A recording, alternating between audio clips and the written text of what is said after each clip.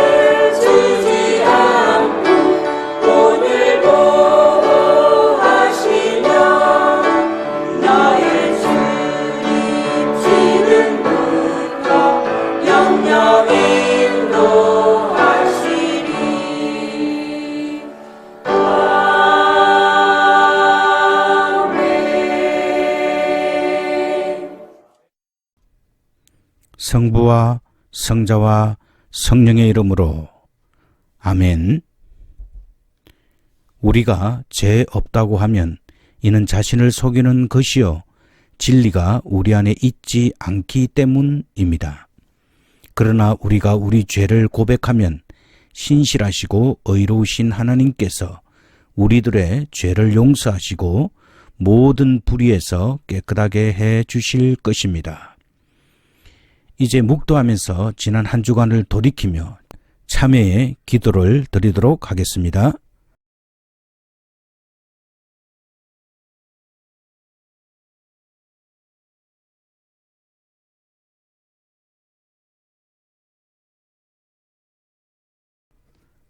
다 같이 하나님 아버지께 우리들의 죄를 고백하십시다. 지극히 자비로우신 하나님, 우리는 우리 자신이 죄의 본성을 가지고 깨끗하지 못함을 고백하나이다. 우리는 하나님을 거역하는 말과 생각과 행위로 죄를 지었으며 당신께서 하라고 하신 것을 하지 않고 하지 말라고 하신 것은 함으로써 당신 앞에 죄를 범하였나이다. 우리는 마음을 다하여 주님을 사랑하지 못했으며 내 이웃을 내 몸과 같이 사랑하라고 하신 말씀을 순종치 않으므로 당신으로부터 영원한 형벌을 받아 마땅한 죄인임을 고백합니다. 이제 비옵나니 당신의 아들 예수 그리스도의 보혈의 공로를 보시고 저희들에게 긍휼을 베풀어 주시옵소서. 저희들의 죄를 용서하시고 새롭게 하여 주시며 인도하여 주셔서 저희들이 당신의 뜻 안에서 기쁨으로 주의 길을 가게 하시고 하나님 아버지의 거룩하신 이름에 영광을 돌리게 하옵소서. 아멘. 전능하신 하나님 아버지께서 우리들을 불쌍히 여기시고 그의 외아들 예수 그리스도를 보내시어 십자가에 달려 죽게 하심으로 우리들의 죄를 사하여 주셨습니다. 이제 예수 그리스도를 구주로 믿고 그 주님 앞에 겸손하게 자신의 죄를 고백한 여러분 모두에게 하나님의 부르심을 받고 안수받아 말씀에 종된 나는 우리 주 예수 그리스도의 말씀에 의지하고 그를 대신하여 여러분의 모든 죄를 성부와 성자와 성령의 이름으로 사하여 주노라. 아멘. 입당송 44장입니다.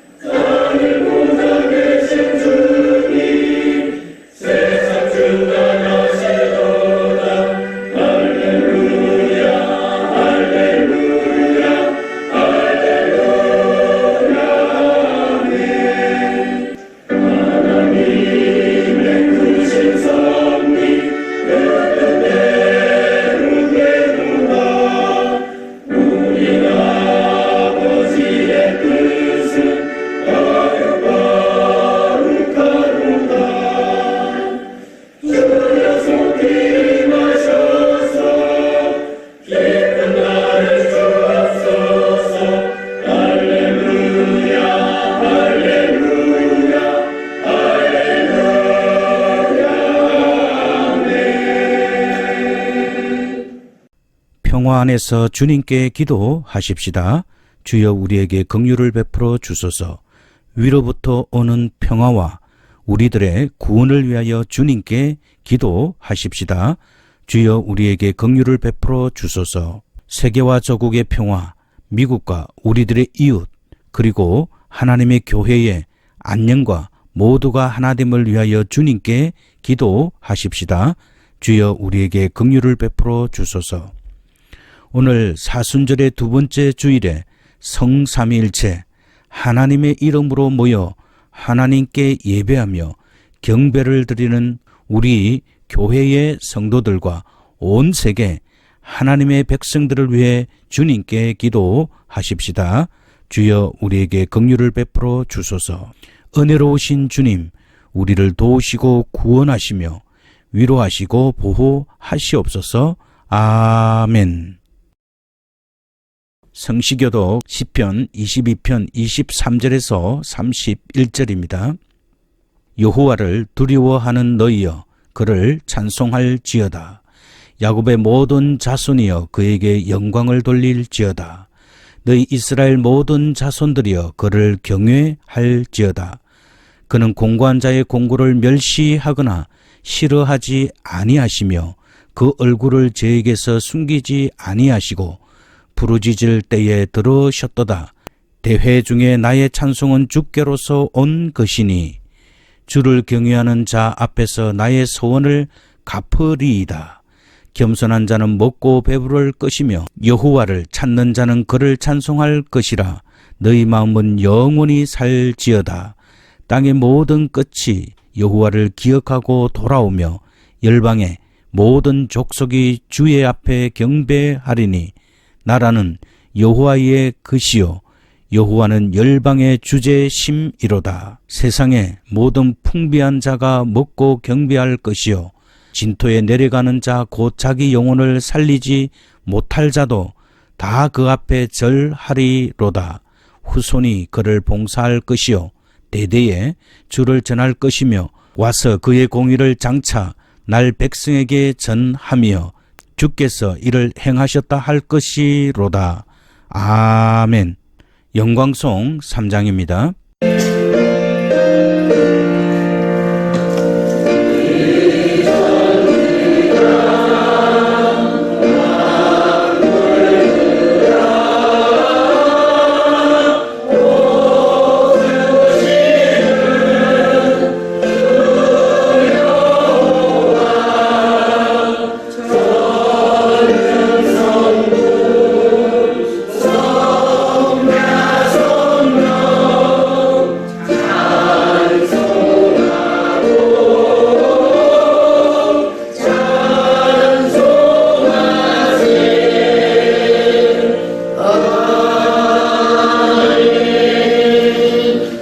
주께서 여러분과 함께 하시기를 목사님과도 함께 하소서. 다 함께 기도합시다. 항상 자비로우시며 영광 가운데 거하시는 하나님, 오늘도 당신의 품을 떠나 방황하고 있는 저희들을 불쌍히 여기사 은혜를 베풀어 주심을 감사하나이다. 저희들에게 회개의 마음을 허락하셔서 하나님을 떠난 죄에 대하여 부끄럽게 생각하게 하시고 자신들의 연약함을 깨닫고 회개하고 하나님께로 돌아가게 하시옵소서. 이 세상을 살아가면서 변함없는 진리의 말씀을 굳게 믿고 그 말씀대로 살아가는 축복을 누리게 하시옵소서. 오늘도 사순절의 두 번째 주일에 주님 전에 나와 몸과 마음을 모아 삼위일체 하나님께 신령과 진정으로 예배하오니 기뻐 받아 주시옵소서. 지금부터 영원토록 살아 계셔서 성부와 성령으로 더불어 한 하나님으로 우리를 다스리시는 당신의 독생자 예수 그리스도 이름으로 기원하옵나이다. 아멘. 오늘의 말씀은 제1독경 구약 모세오경 창세기 17장 1절에서 8절 말씀입니다. 아브라함의 99세 때에 여호와께서 아브라함에게 나타나서 그에게 이르되 나는 전능한 하나님이라. 너는 내 앞에서 행하여 완전하라. 내가 내 언약을 나와 너 사이에 세워 너로 심히 번성케 하리라 하시니 아브라함이 엎드린데 하나님이 또 그에게 일러 가라사대 내가 너와 내 언약을 세우니 너는 열국의 아비가 될지라. 이제후로는 내 이름을 아브라함이라 하지 아니하고 아브라함이라 하리니 이는 내가 너로 열국의 아비가 되게 함이니라. 내가 너로 심히 번성케 하리니 나라들이 내게로 쫓아 일어나며 열왕이 내게로 쫓아 나리라. 내가 내 언약을 나와 너와 내 대대 후손의 사이에 세워 영원한 언약을 삼고 너와 내 후손의 하나님이 되리라. 하나님이 또 아브라함에게 이르시되 그런즉 너는 내 언약을 지키고 내 후손도 대대로 지키라. 제2독경은 신약 서신서 로마서 5장 1절에서 11절 말씀입니다. 그러므로 우리가 믿음으로 의롭다 하심을 얻었은즉 우리 주 예수 그리스도로 말미암아 하나님으로 더불어 화평을 누리자. 또한 그로 말미암아 우리가 믿음으로 서 있는 이 은혜에 들어감을 얻었으며 하나님의 영광을 바라고 즐거워하느니라. 다만 이뿐 아니라 우리가 환난 중에도 즐거워하나니 이는 환난은 인내를, 인내는 연단을, 연단은 소망을 이루는 줄 알미로다. 소망이 부끄럽게 아니함은 우리에게 주신 성령으로 말미암아 그 하나님의 사랑이 우리 마음에 부음바 됨이니 우리가 아직 연약할 때에 기약대로 그리스도께서 경건치 않은 자를 위하여 죽으셨도다. 의인을 위하여 죽는 자가 쉽지 않고 선인을 위하여 용감히 죽는 자가 혹 있거니와 우리가 아직 죄인 되었을 때에 그리스도께서 우리를 위하여 죽으심으로 하나님께서 우리에게 대한 자기의 사랑을 확정하셨느니라. 그러면 이제 우리가 그 피를 인하여 의롭다 하심을 얻었은즉 더욱 그로 인하여 구원을 얻을 것이니라. 이뿐 아니라 이제 우리로 화목을 얻게 하신 우리 주 예수 그리스도로 말미암아 하나님 안에서 또한 즐거워하느니라. 이것은 하나님의 말씀입니다. 하나님께 감사합니다. 오늘의 찬송 342장입니다.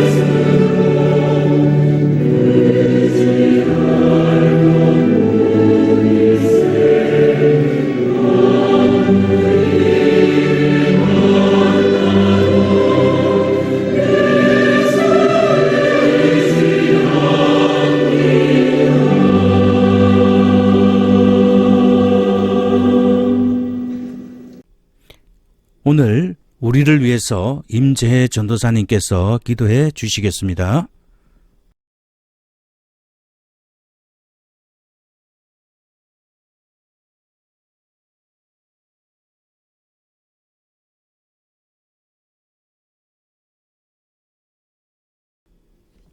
예, 이제 우리 다 일어나셔서 오늘 하나님께서 우리에게 주시는 복음서의 말씀 마가복음 8장 27절에서 38절 말씀입니다.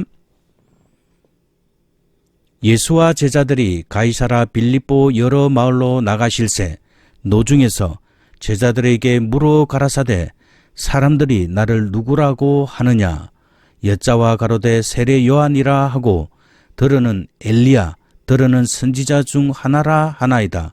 또 물으시되 너희는 나를 누구라 하느냐 베드로가 대답하여 가로되 주는 그리스도시니이다 하매 이에 자기의 일을 아무에게도 말하지 말라 경계하시고 인자가 많은 고난을 받고 장로들과 대제사장들과 서기관들에게 버림받아 죽임을 당하고 사흘 만에 살아나야 할 것을 비로소 저희에게 가르치시되 드러내놓고 이 말씀을 하시니 베드로가 예수를 붙들고 간함에 예수께서 돌이키사 제자들을 보시며 베드로를 꾸짖어 가라사대 사단아 내 뒤로 물러가라 내가 하나님의 일을 생각지 아니하고 도리어 사람의 일을 생각하는도다 하시고 무리와 제자들을 불러 이르시되 아무든지 나를 따라오려거든 자기를 부인하고 자기 십자가를 지고 나를 좇을 것이니라. 누구든지 제 목숨을 구원코자 하면 잃을 것이요 누구든지 나와 복음을 위하여 제 목숨을 잃으면 구원하리라. 사람이 만일 온 천하를 얻고도 제 목숨을 잃으면 무엇이 유익하리요? 사람이 무엇을 주고 제 목숨을 바꾸겠느냐? 누구든지 이 엄난하고 죄 많은 세대에서 나와 내 말을 부끄러워하면 인자도 아버지의 영광으로 거룩한 천사들과 함께 올 때에 그 사람을 부끄러워하리라. 이것은 거룩한 주님의 말씀입니다. 주님께 감사합니다. 이제 우리 다 같이 사도신조로 신앙 고백하도록 하겠습니다.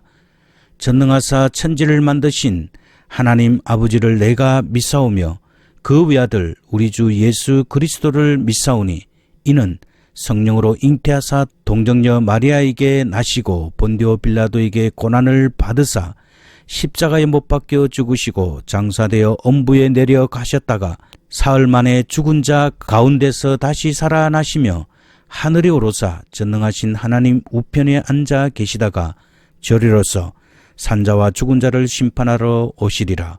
성령을 믿사오며 거룩한 공예와 성도가 서로 교통하는 것과 죄를 사하여 주시는 것과 몸이 다시 사는 것과 영원히 사는 것을 믿사옵나이다.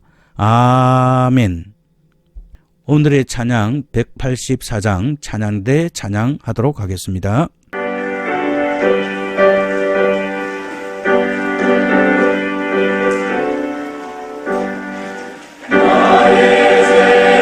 예수의 은혜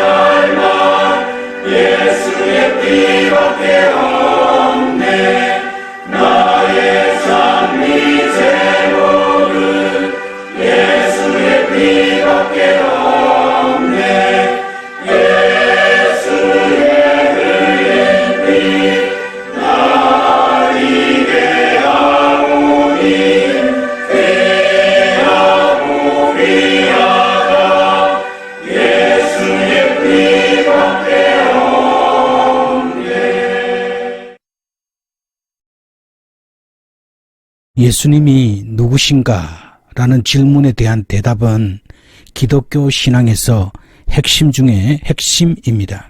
오늘은 예수님이 가이사라 빌립보 마을을 지나가시는 길에 제자들에게 던지는 질문으로부터 시작됩니다. 가이사라 빌립보는 매우 특별한 도시였습니다. 바알 숭배가 강한 우상의 도시일 뿐 아니라 헬라의 신인 판을 섬기는 신당들이 많았고, 예수님께서 오시기 전 20년 전에 황제 아구스도가 이것을 헤롯 왕에게 주었습니다. 그리고 헤롯 왕이 아구스도 가이사를 신격화하기 위해 황제를 기념하는 신전을 세워 다시 아구스도에게 바친 곳입니다. 예수님이 오시기 4년 전에 헤롯이 죽고 난 후 이곳을 그의 아들 빌립이 다스렸고, 빌립이 완성한 도시입니다. 따라서 그 자신의 이름 빌립과 황제 디베rio 가이사의 이름을 따라서 가이사랴 빌립보라고 명명한 도시입니다. 그야말로 신들의 도시라고 할 만큼 종교적인 분위기가 강하게 드러나는 도시였습니다. 그곳에 사는 주민들 대부분은 이방인이었으며 헬라 및 로마 문화의 중심지로서 중요한 도시 가운데 하나였습니다. 바로 그곳에서 예수님께서는 제자들에게 사람들이 나를 누구라 하느냐라고 물으신 것입니다. 제자들은 사람들이 예수님을 세례요한 또는 엘리야 또는 선지자 중에 한 사람으로 여긴다고 대답했습니다. 여기에 등장하는 세 인물들은 유대인들에게 절대적으로 존경받는 인물들입니다. 유대 백성들은 예수님을 전적으로 좋게 평가했다고 보여집니다. 그러자 예수님은 이제 제자들에게 너희는 나를 누구라 하느냐라고 물으셨습니다. 베드로가 대표로 나서서 이렇게 대답했습니다. 29절에 보면 주는 그리스도시니이다. 이 대답은 베드로의 생각만 나타낸 것이 아니라 12 제자들의 생각을 대변하는 것으로 생각이 되어집니다. 그리스도는 히브리어 메시아의 헬라어 번역입니다. 메시아는 기름 부음을 받은 자라는 뜻입니다.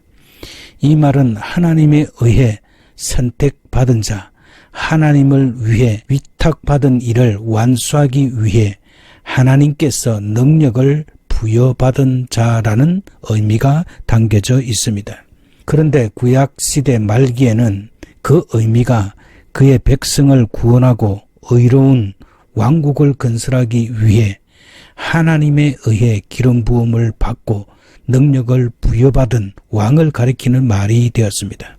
따라서 메시아는 정치적이고 국가적인 의미가 들어있는 말입니다. 주는 그리스도시라는 베드로의 대답은 세례 요한과 엘리야와 선지자라는 유대 백성들과는 질적으로 차원이 완전히 다르다고 말할 수 있습니다. 예수님이 그리스도라는 베드로의 고백은 예수님이 구원자라는 뜻으로 그리스도의 인격과 사역의 본질을 정확히 드러낸 말입니다. 물론 그 당시 베드로의 메시아에 대한 이해가 완전하지는 않았지만 예수가 그리스도로 고백됨으로 인하여 모든 종교 권력자들과 정치 지도자들은 그 주의를 잃게 되는 것을 말을 합니다. 이는 인간 세상에 구원이라는 일이 일어나게 되는 것입니다. 이는 어떤 인간의 종교와 정치 지도자들이 이루지 못한 하나님의 구원이 이 땅에 이루어지는 것을 말하는 것입니다. 이 소문이 백성들 사이에 퍼지게 되면 바로 세상 권력자들이나 종교 지도자들이 그리스도와 그를 따르는 사람들과 죽음을 불사하고 대립할 수밖에 없는 일이기 때문에 예수님은 30절에서 제자들에게 그 사실을 아무에게도 아직은 말하지 말라고 말씀하셨습니다. 하셨습니다. 그리고 예수님은 이어서 31절에서 자기에게 일어날 순환에 대해서 가르치셨습니다. 즉 그의 고난, 버림받음, 죽음, 부활입니다. 먼저 예수님은 자신을 인자라고 말하셨습니다. 인자의 의미는 다니엘서 7장 13절과 14절의 말씀에 의하면 종말 때에 이 땅 위에 핍박받는 자들에게 하나님의 나라를 가져다 줄 거룩한 분으로 말하고 있습니다.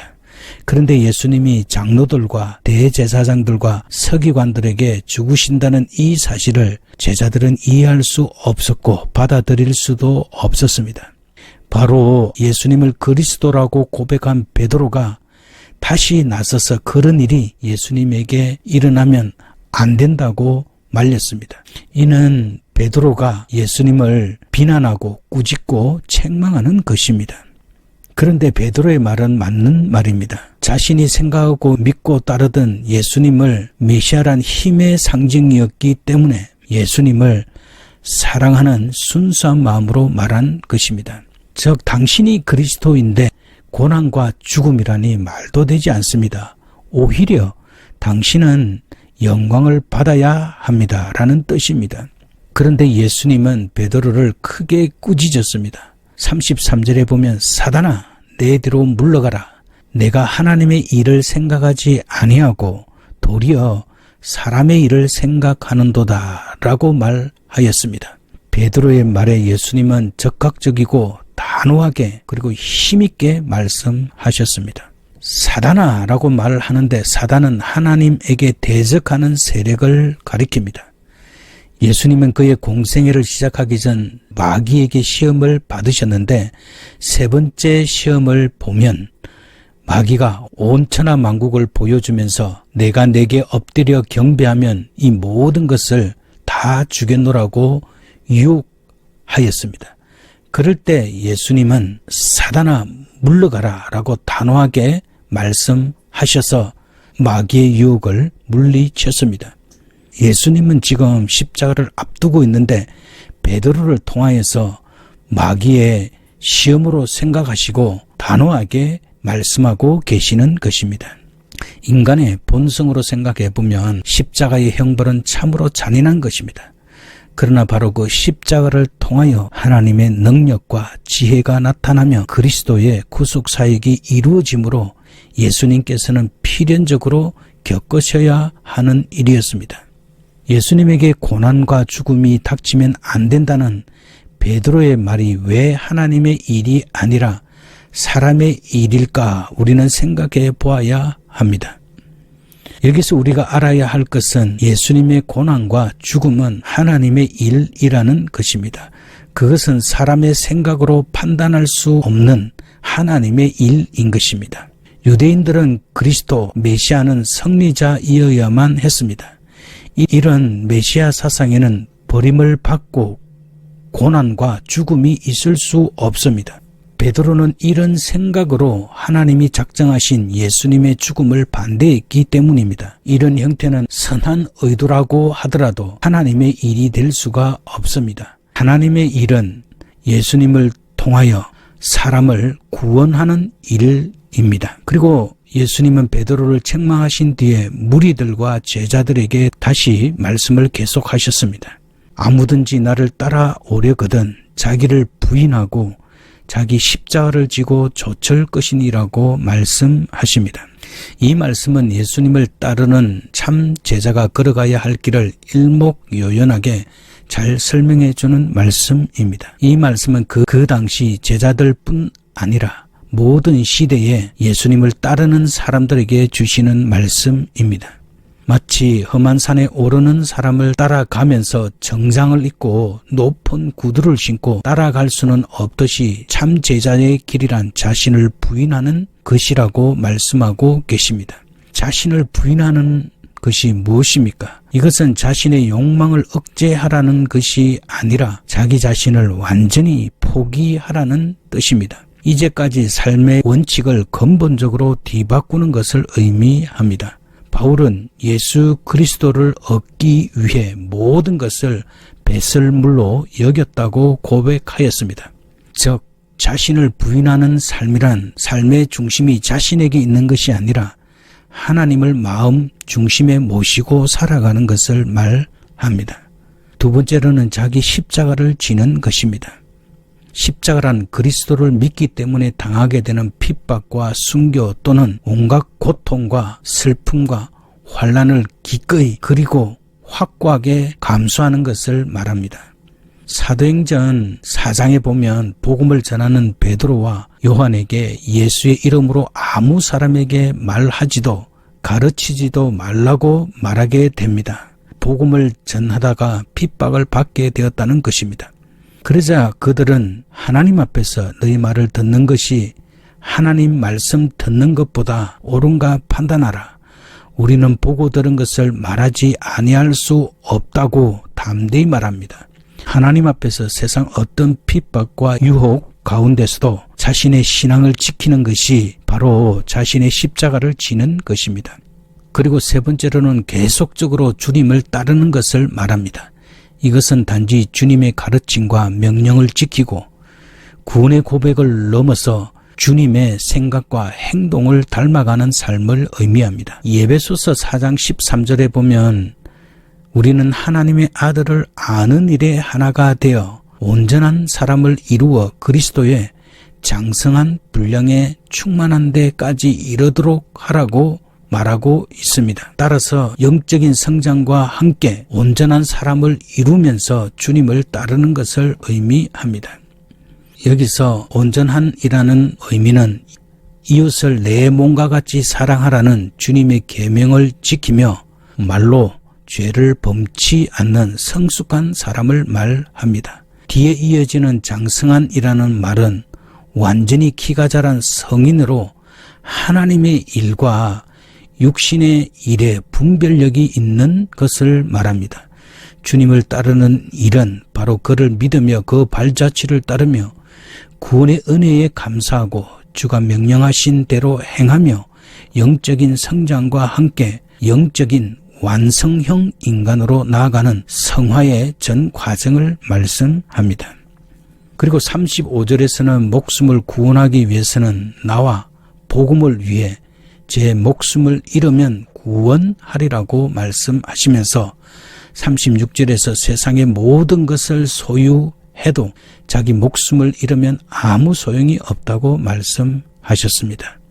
예수님이 베드로를 사단아라고 부르면서 하나님의 일과 사람의 일을 구분하지 못한다고 꾸짖은 이유가 바로 여기에 있습니다. 사람의 일은 쉽게 말하면 세상의 것을 소유하는 것을 말합니다. 반대로 하나님의 일은 자기 목숨을 얻는 것입니다. 자기 목숨을 얻는 것은 하나님이 주시는 영원한 생명을 말하는 것으로 생명의 절대적인 가치를 강조한 말입니다. 여기서 말하는 목숨은 내적인 생명이라는 뜻의 헬라어 퍼시케의 번역입니다. 인간의 내적 생명을 말하는 것으로 영혼을 말하며 인간의 참된 생명을 말합니다.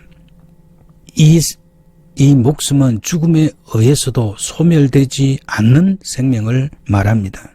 베드로는 예수님을 통하여 당시 유대인들의 메시아 사상에 근거해서 세상의 것을 얻는 데 마음을 두었습니다. 베드로에게 예수 그리스도께서 죽으신다는 말은 바로 자신이 누릴 권세와 권력을 잃는 것을 의미했기 때문에 베드로는 예수님을 꾸짖듯이 그러한 일이 일어나서는 안 된다고 말하였습니다. 그러나 예수님은 나와 복음을 위해 목숨을 잃게 될 때 바로 구원하게 된다고 역설적으로 말씀하고 계십니다. 많은 사람들은 우리가 예수 그리스도를 믿고 세상에 얻는 것으로 신앙생활합니다. 예수를 믿고 더 물질의 부를 누리며 무병장수하며 가족들이 복을 받고 세상에서 출세하고 성공을 하는 것으로 목표를 삼는 것을 보게 됩니다. 이런 게 보장되지 않으면 예수를 잘 믿지 못한 결과로 주어진 것이라고 생각합니다. 따라서 이런 삶을 추구하는 형태는 믿는 자나 불신자들과 차이를 거의 발견하지 못하고 있는 게 현실입니다. 목사들도 목회에 성공하여 이 세상의 부귀영화를 누리는 것을 목회를 잘 하는 것으로 정의하며 하나님께서 복을 주셔서 자신은 얼마를 받는 탑 클래스의 목사라고 말하는 사람도 보았습니다. 물론 세상을 살아가는데 품위를 잃지 않을 정도의 생활 조건이 필요한 것은 분명합니다. 하나님을 믿는 사람들도 이런 삶을 누릴 수 있습니다. 그런데 성경은 그것으로 구원을 받는 것이 아니라고 말씀합니다.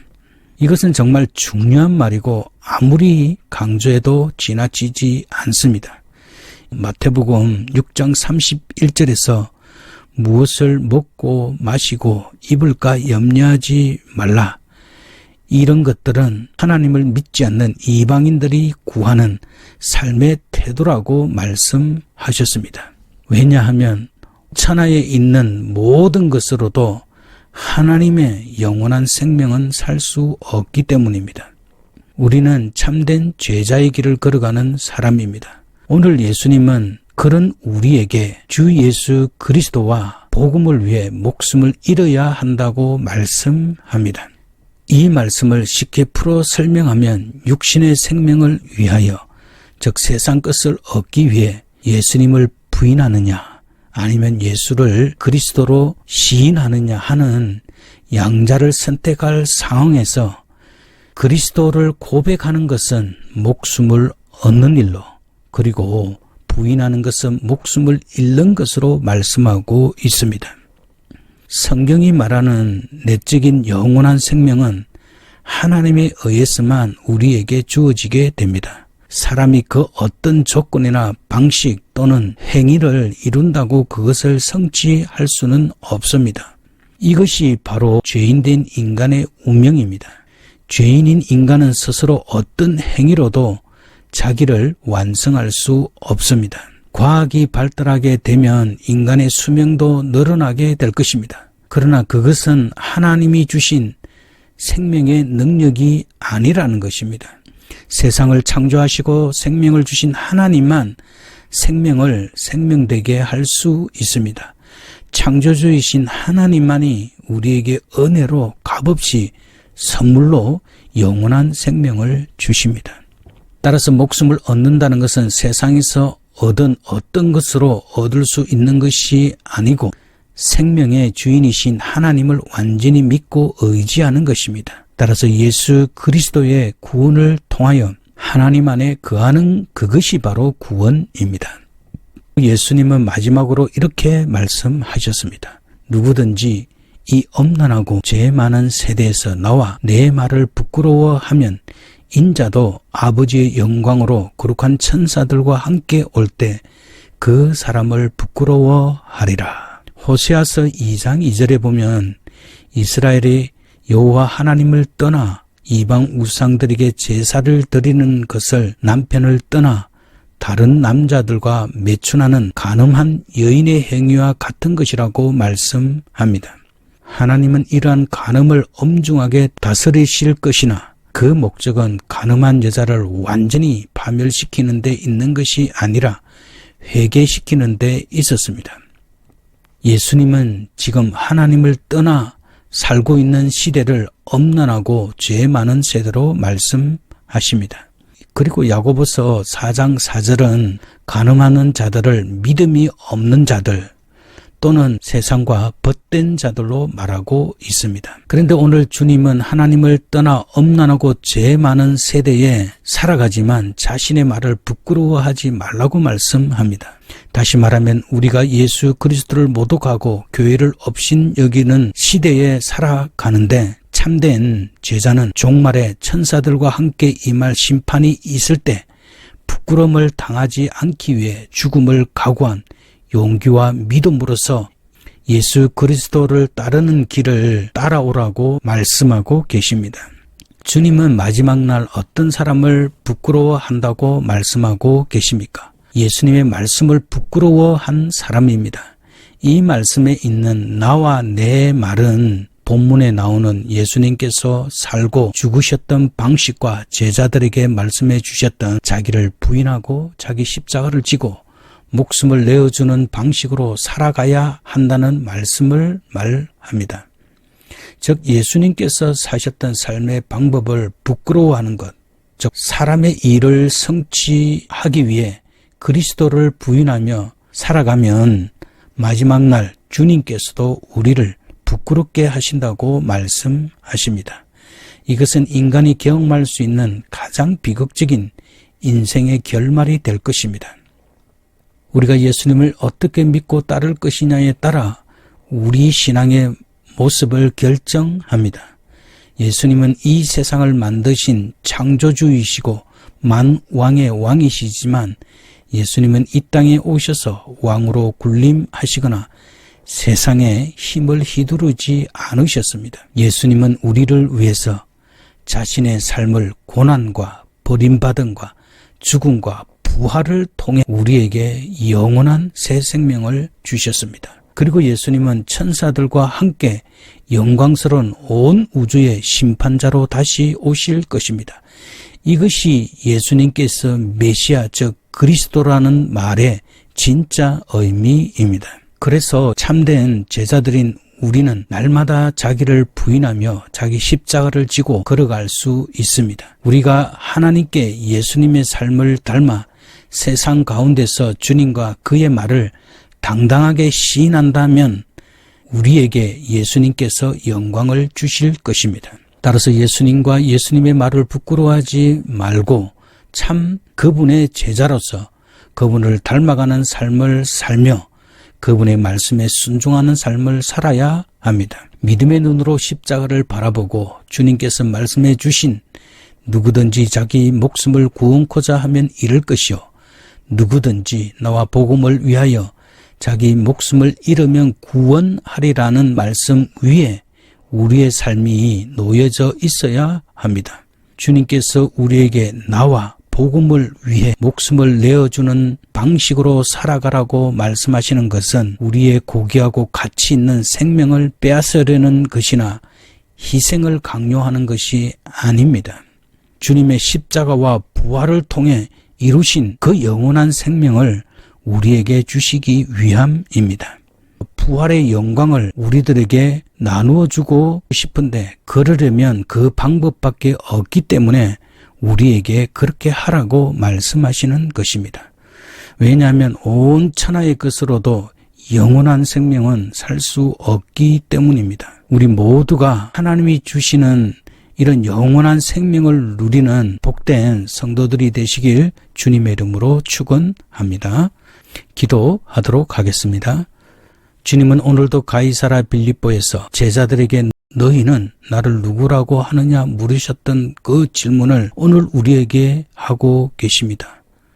우리도 베드로처럼 예수님을 주님이시여 그리스도로 고백할 수 있도록 주여 역사해 주시옵소서. 이 땅의 생명을 움켜쥐기 위해 그리스도인으로 살아가는 삶을 부인하지 않도록 도와주시옵소서. 내 영원한 생명의 삶을 몇 푼 되지도 않는 세상 것에 미련을 두고 끙끙거리며 살아가지 않도록 주님 도와주시옵소서. 주님, 내 삶을 생명을 주신 주님의 제자로서 당당히 살아갈 수 있도록 주님께서 하늘의 능력과 은혜로 붙들어 주시옵소서. 우리가 이 험한 세상을 살아가면서 기회 있는 대로 우리의 생명을 다른 사람들을 위해 내어주는 참된 제자로 우리 주님을 닮은 삶을 살아갈 수 있는 귀한 성도들이 될 수 있도록 주께서 은혜 위에 은혜를 더하여 주시옵소서. 그리하여서 영원한 생명을 얻고 더 풍성하게 얻어 마지막 날 주님의 영광을 누리는 우리 모든 복된 권속들이 될 수 있도록 주께서 도와주시기를 원합니다. 감사드리며 우리 주 예수 그리스도의 귀하신 이름으로 기도드립니다. 아멘. 이제 헌신의 찬송 194장입니다.